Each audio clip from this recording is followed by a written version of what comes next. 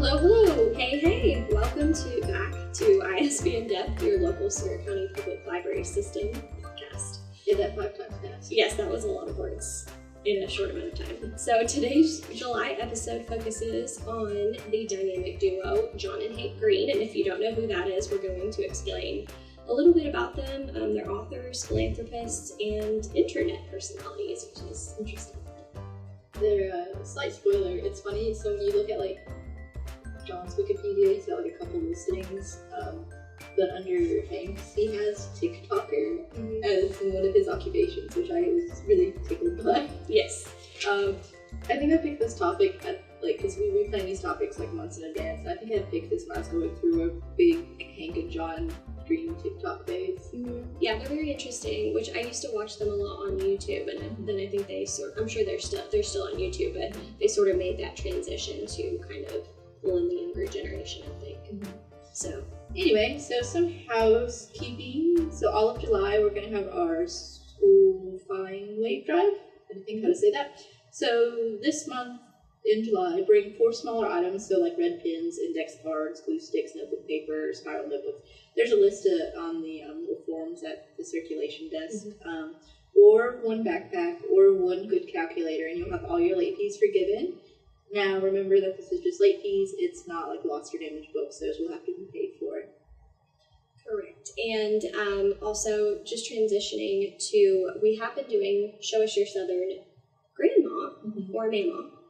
Now, we have started Show Us Your Southern Grandpa. So bring in a photo of your papa for us to copy and write a few sentences about him. So we're still doing Mamas, but it just won't be displayed. We're going to kind of give papas their time to shine. Yeah, but we can always use more local history and stuff, put them in the archives, let people know, especially for the genealogy center. And it kind of helps if you're ever into that stuff, you're oh, I wish I would have known what my papa was like, but no one really had any stories.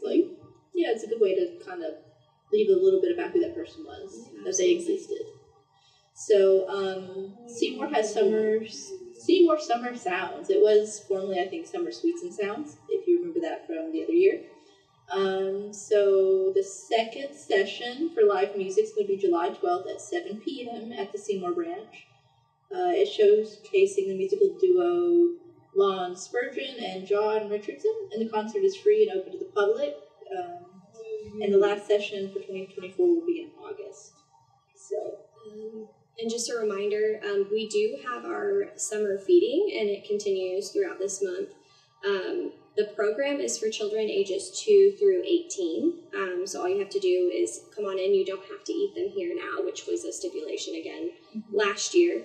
So you just come in, pick up from that time. We do breakfast at King Family Library from 11 to 12, and then lunch from 12 to 1. You can see them sort of set up at the table in the lobby area when you first come in. Kodak and Seymour, their lunch is from 12 to 1, and then they provide a snack over there from 1 to 2. And then on Thursday, children receive extra meals for the weekends. So you get 4 or 5. It's all in one bag. They make sure it's all bundled, you're not holding multiple things. They've got every bag ready. Saturday, July 27th from 5 to 7 p.m. in the evening, we have the old-fashioned picnic on the square. So it's going to be down at the courthouse lawn. It's our 3rd annual Heritage Day event, so each year we've done something a little different. The first year was in the parking lot, and we were just kind of getting a feel for it. We had crafts and ice cream and dancers. And then last year we had it during Christmas time, around November, to show Appalachian traditions, the silver packages and they did, I think, little owls or something for their little crafts. Yeah, it was the owl, ornament. Yeah, with walnuts, was it? No, they didn't have walnuts. No, I think it was just a little block of wood. Yeah, that's and then the button. Yeah. But, so this year, so it's sort of rotating around the year. We had, I think, spring, and then now that was winter, and then we're going summer, maybe we'll do fall again. But anyway, I digress. This is going to be at the courthouse, July 27th, 5 to 7 p.m. That is a Saturday. There are going to be outdoor games, chalk art, square dancing, traditional craft demonstrations. Remember to bring your own picnic baskets and blankets. We will provide dessert. It's going to be peach cobbler, banana pudding. I think they're working on getting ice cream. Yes, ice cream. And we'll have lemonade and water. And we'll have all kinds of games like lawn darts and whatnot, but you'll need to bring your own picnics. But it'll be fun to, celebrate with your family. It's a free event, and it's going to be in the evening, so hopefully it's not like blistering hot. Yeah, last year we had a really great turnout, and this year it'll be really interesting to see it on the courthouse lawn. I think that'll be really fun. And like people walking, because they'll have, I think, that main road by the courthouse closed. Yeah. But it'll be nice, and like I've been telling my cousin and stuff, and she's like, "Ooh, banana pudding! Let's come to the banana pudding." Yes. But are you going to be working it? Yeah, I think I'm working. Okay, I am as well. So we will see you there. Yeah, and I'll probably be wearing overalls. Perfect. I probably will not be, but that's okay. Okay, and then we are our back to school clothing swap. Now this one is for the children's and teens. Will be Saturday, August 3rd, so a couple of weeks to a week before that. You can start bringing in your gently used clothing items. Make sure it's smell-free, stain-free, yes. So when you bring those in, if you're interested, we will give you tokens for each item that we choose to keep. And you can come back in with those tokens on Saturday morning to come shop. So if you don't have tokens, that's okay. If you don't get very many, after 1 o'clock, everybody is welcome to come and just choose as they may. We look forward to this, obviously twice a year, but it's always really fun to get everything together. It's one of our biggest programs. Yeah. A lot of people usually try to bring in adult clothes and things like that. Mm-hmm. The adults tend to be towards February, though, some kids clothing. Yes. And same vice versa, because, teenagers being all different sizes and stuff.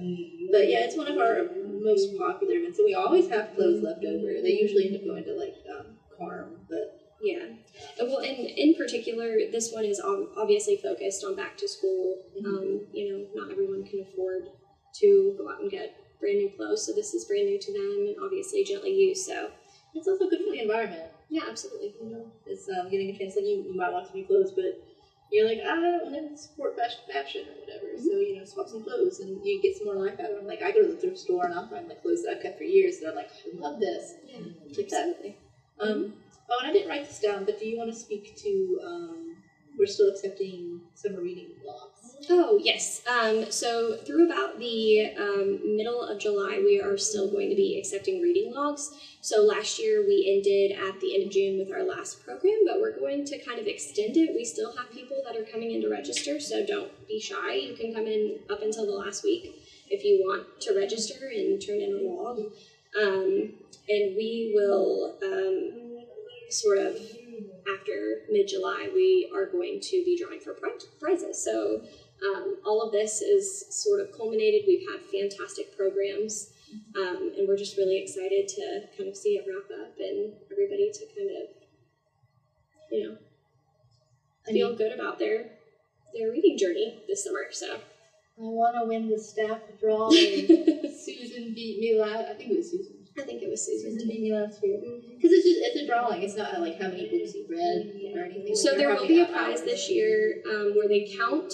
So the top reader for each category will get another, an additional prize. So yeah, that's new. Lana's got me beat though.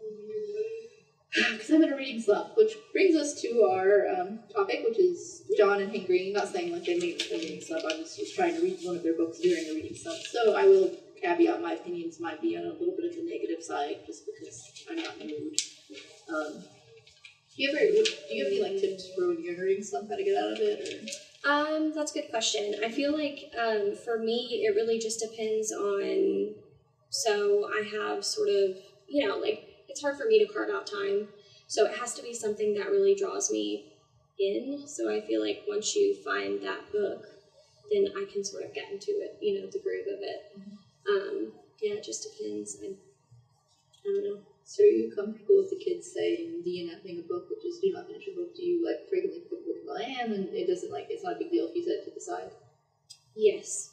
See, I grew up being I don't care if it sucks, I'm going to finish it. I have to finish it. I just feel like, why make yourself miserable? Maybe I can come back to it later. Yeah, I'm getting better at it. There's been a couple of books that I tried this year, and I just could not, and I just decided, that's fine. That's, I realize this is not for me. Anyway, back to John and Hank Green. Okay. So, first John, per Wikipedia, I was very resourceful.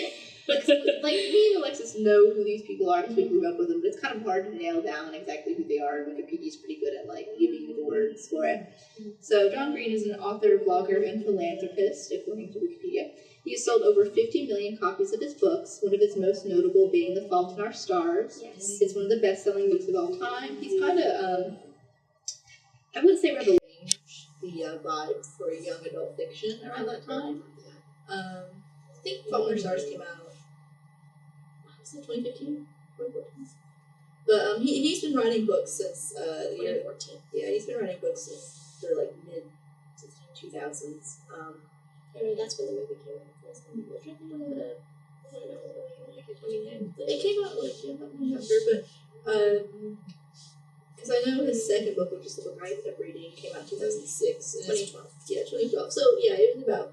I remember I was in high school. That sounds about right. But yeah, he's been writing all kinds of books since then. And I'll just say this really quickly, what I really enjoy about his books is that, like you said, it sort of changed landscape for, like, teen, like, fiction, and I think it's because, like, these characters were a lot more relatable, even though sometimes they went through, issues that were really difficult. I think they were, like, at their core, very, relatable.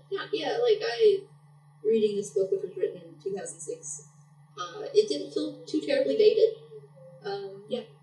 So, that's good. Yeah, it was one of those things. It's like, oh yeah, they feel like real people to real events to some degree. I have my picks about it, and I'll get at it and get to that section.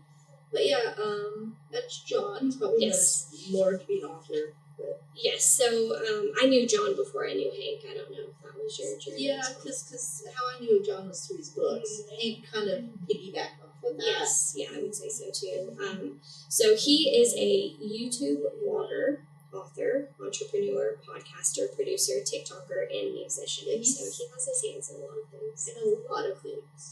Which I made the comment that, wow, I'm surprised he only has 2 books, but then you sort of enlightened me on he's a lot more than just a writer. So, he is the co-creator of the Lizzie Bennet Diaries, an adaptation of Pride and Prejudice, in the style of video blogs. That was the first web series to win an Emmy, which I did not know. That's very interesting. That's why I put it in there, because that's not like what he's necessarily known for, but I was like, he's helped win an Emmy. That's it, yeah, an Emmy. And he has 7.9 million followers and 617.9 million likes on TikTok, which is huge. Together, the brothers produce projects including the Vlog Brothers Crash Course, which are like YouTube channel episodes. I think I watched a little bit of Crash Course. Those are educational. Vlog Brothers, which I was reading because I'd never, I'd heard of it, but I never watched it. And it was their project to make them closer to each other. So instead of talking to each other every day, because I think before Vlog Brothers, they only talked to each other once or twice a year over the phone.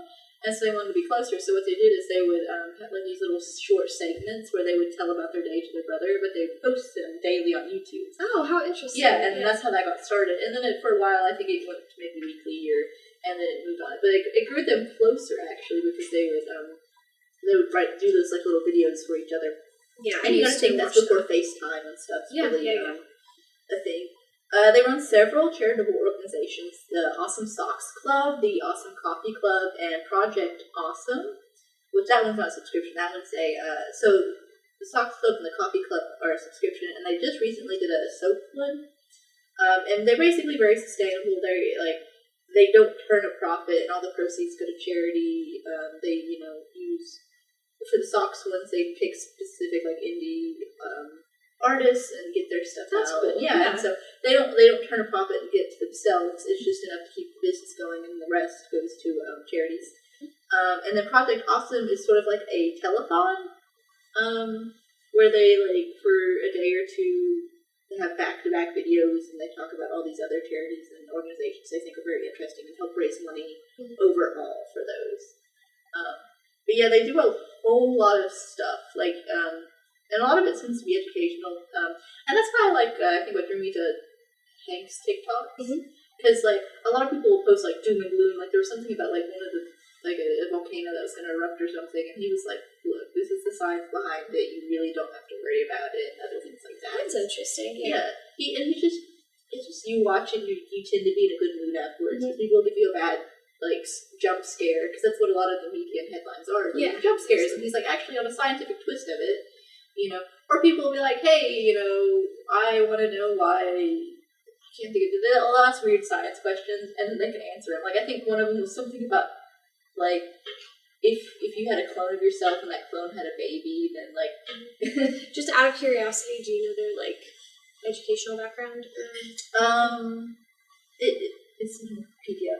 No, it's okay. I was just curious.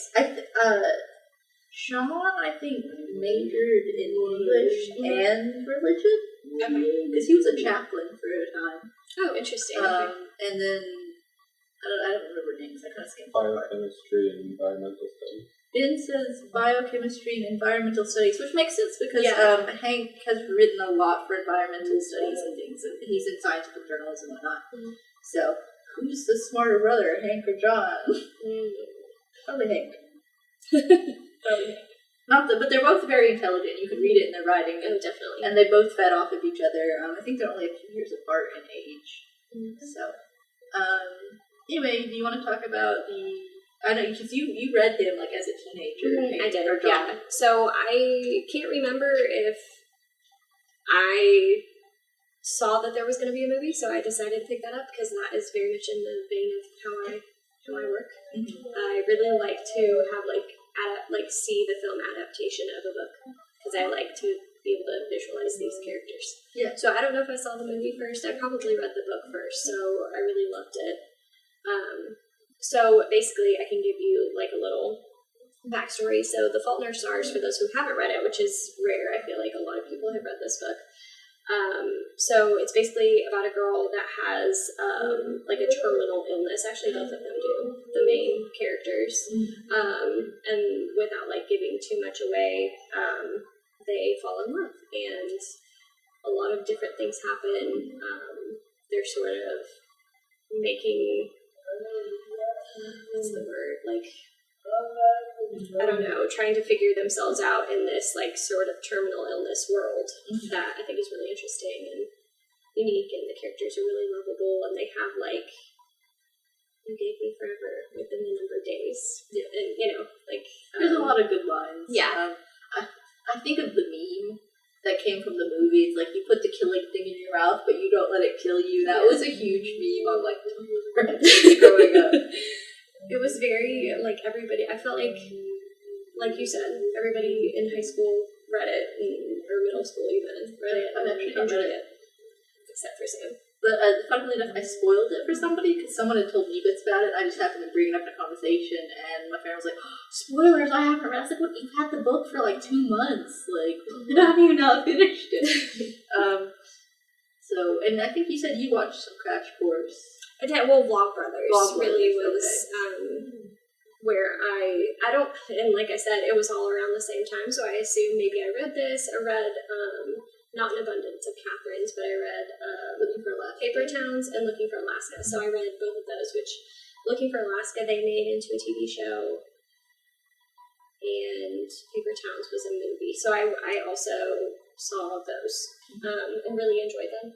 I think I knew John Green already from, like I said, from his books, and then sort of just watched it. Yeah, and I feel like YouTube was a huge thing, and which, it still is, but not quite as much as TikTok, I think. Yeah. There was, and I began just reading up on Wikipedia. So, like, John had successful books and stuff, and he won, I think, a prize for, like, his first book or something, Looking for Alaska, first one. But it was The Fault in Our Stars that catapulted him to fame, and it was that when he went on a tour, and he and Hank had a bus and everything, and they both sort of got famous at that time for promoting that book during the time. So, I guess Vlogbrothers happened around the same time. Yeah, that would make sense because, I ended up reading An Abundance of Catherine's. I actually had a friend just picking out. I was like, hey, will someone list a John Green or Hank Green book to read? Because like I said, I've been reading stuff and I'm not in the mood. So, An Abundance of Catherine's was written in 2006. It was his second book he wrote, and it was a Michael L. Prince honor book. So it didn't win the Michael L. Prince, which is the American Library Association's award that recognizes the best book written for teens based on entirely its literary merit. So it was a Connor book, but it didn't win it that year. And like I said, like earlier, it reads very much like a teenager. Like it reads good. It's not too terribly dated. So it's the premise of this book. There's Colin, who's a child prodigy, different from a genius. He will inform you, but a child prodigy, and he just graduates high school. And his girlfriend Catherine breaks up with him. But this is not the first time Catherine has broken up with him. He has dated 19 Catherines, and they each broke up with him. And so he's like down the dumps because he's like, who am I? I'm not a prodigy, or I'm not a genius. I'm just a prodigy. And I'm not even a child prodigy anymore because I'm not a child. I'm out of high school. And so he's like wallowing. And his friend Hassan is like, comes in. He's like, we're going to go on a road trip, and they have no plans. And they end up in this place called Gunshot, Tennessee. And in Gunshot, Tennessee, there is a tour advertised for the burial place of Archduke Franz Ferdinand, the guy who started World War I. You know, the guy who was assassinated in Europe. Like, how did his body end up over there? So on their tour, how it was explained to him was the body was auctioned off. And so I think he was assassinated in like 1914 or something. And the body was auctioned off in like 1921 per the book.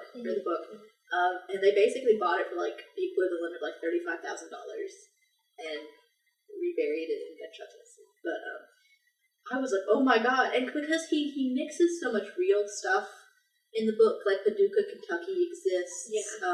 Obviously they're from Chicago. There's other things he like mentions, and he has footnotes with little facts and things. And he talks about like the Archduke's last words. I'm like, oh, so he must really be. He's not. I googled it. Gunshot does not exist, and that's what I was going to ask. Is that a real place? No, and they explain later at the very end. Not to give it away, but yeah, a quick Google search gave away like the obvious. But it was funny because I was telling Rhonda about it because I was excited. I was like, this book's so cute in that way, and then I realized, oh no, it didn't actually happen. But he writes it in almost such a believable way. And there's other things that I thought was like. He calls Taco Bell Taco Hell, and I'm like, oh, we call it that. Aww. Yeah, and there's like little things like I was like, oh yeah, and the characters have some really cool idiosyncrasies and stuff, and just characters, and like this woman they ended up staying with, her name's Hollis, and her grandfather made like the factory in the town, and the factory makes tampon strings. Interesting. Yeah, and then and they live in this giant pink house, like giant mansion, pink mansion with a pink. It's funny, but it's still very like southern. Like they go hunting at one point in time, which is funny because like Colin and Hassan are not like anything like that. So I never did. Colin I warmed up to, but I wouldn't say he was my favorite at all throughout the story. I just kind of enjoyed like the little bits of like, oh, this is how someone could kind of view Tennessee in a way, and it was kind of progressive. Like I feel like if you hear about like someone coming to Tennessee outside of Tennessee, they kind of view it negatively. So, you know. And especially if you go to somewhere called Gunshot, Tennessee, you're like, oh, it's going to be like, they're going to make it rednecks. And no, it was very respectful in the sense of a fictional Tennessee town. That's nice. And so, like, I had a good time. I rated it 4 stars. Like, it was not, like, earth-shattering. I feel like as a teenager, I would have beat it up. Yeah. As an adult, in my mind, I'm like, okay, it reads like it's written by a man who's, like, and I've noticed just reading the summary of other ones, it feels like it's the trope of, like, a boy in love with a manic pixie dream girl, and it still kind of hits. Like you've got a boy in love with an outgoing girl that's different from him. And like it just but it's like because he lets his male characters cry and go through heartbreak and stuff. So in a way, it's like, oh, you're giving positive outcomes like boys to emotions and not getting rid of some of that toxic masculinity. But at the same time, it's not like he could in my mind do something better somehow. Yeah. And he touches on important topics. Like I feel like if someone were like just getting out of high school or maybe like their senior year, the message in this book, like, hey, the future's open. You don't have to worry so much about being famous and things like that. Like things that I even think about now. Yeah. The message is still clear, but because it's so on the nose and like he spells it out, it takes away, I think, a little bit from the book. Which, but that's me as an adult reader. Like as a teenager, I think they need it spelled out sometimes. Yeah. Not to say that they're not smart, but just to make sure like they get the point of the message. Exactly. So yeah, like it's all 4 stars. I wouldn't probably read it again, and I feel like if I read his other stuff, I feel like he has a very strong voice, but I don't feel like his voice has probably changed as much from book to book. Yeah, just giving the context. Yeah, I can see that. Definitely. So, yeah. Okay. Well, thank you for sharing. Yeah. So that ends our July podcast. August theme is Native American authors for in celebration of Native American Heritage Month, which is nice. May have a special co-host returning next month. We'll have to see how the schedule plays out. But yeah, look forward to if you want to read along, you can pick out some of your own. We've got plenty. We've got books. We've got Native American books. We definitely have books. Yeah. Like They're There by his name's Tommy Orange. Yeah, I was like, Tommy's his first name. Yeah. I read that one, but it's been a while. That was good. And then there's a few other ones. Like I think I was looking at like No Good Indians, and there was another one like Five Little Indians. There's that one I don't think we had physically, but I think No Good Indians we have. But that one's kind of like a word. Horror? Yeah, it's a horror one.